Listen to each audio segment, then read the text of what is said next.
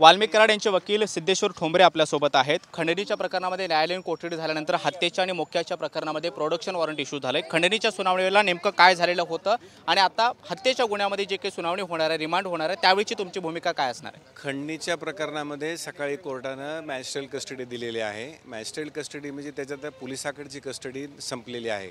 ते संपली असताना त्यांनी प्रोडक्शन जर CIDचं मंजूर केलेलं आहे। त्याच्या संदर्भात आमच्याकडे आज कागदपत्र कुठलेही नाही आहेत। उद्या आम्ही कागदपत्र बघितल्यानंतर पुढची कायदेशीर कारवाई काय करता येईल ते चॅलेंज करायचं, कसं करायचं ते एकदा पूर्ण पेपर बघितल्यानंतर आम्ही ते ठरवू। CIDच्या पहिल्याच प्रयत्नामध्ये 15 दिवसांची कोठडी देण्यात आली आणि मधल्या काळात जो काही तपास झाला त्यामध्ये 3 मोबाईल जप्त केले, त्याचबरोबर 2 गाड्या जप्त केल्या, व्हॉइस सॅम्पल घेतले, असे काही प्रामुख्याने बाबी मांडल्या।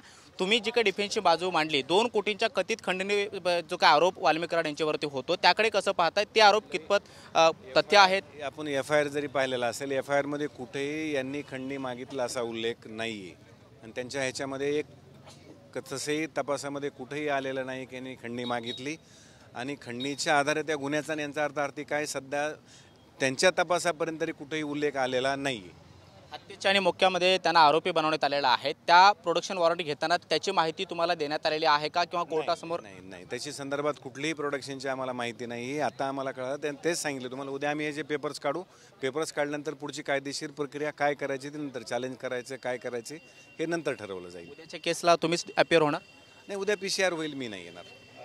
सिद्धेश्वर ठोंबरे आपल्यासोबत होते, हे वाल्मिक कराड यांचे वकील आहेत आणि खंडणीच्या सगळ्या सुनावणीवेळी त्यांनी वाल्मिक कराड यांची बाजू कोर्टासमोर मांडलेली होती। मात्र आता प्रोडक्शन वॉरंट हत्येच्या गुन्ह्यामध्ये इश्यू झालेला आहे।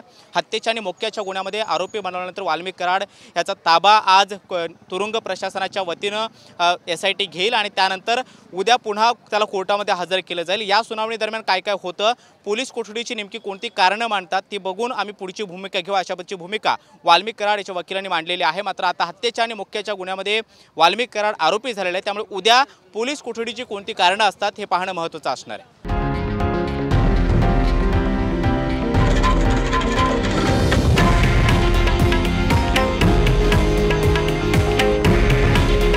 हे आहे देशातील नंबर 1 न्यूज नेटवर्क आणि आपण पाहत आहात TV9 मराठी। काळजी तुमची, हित महाराष्ट्राचं।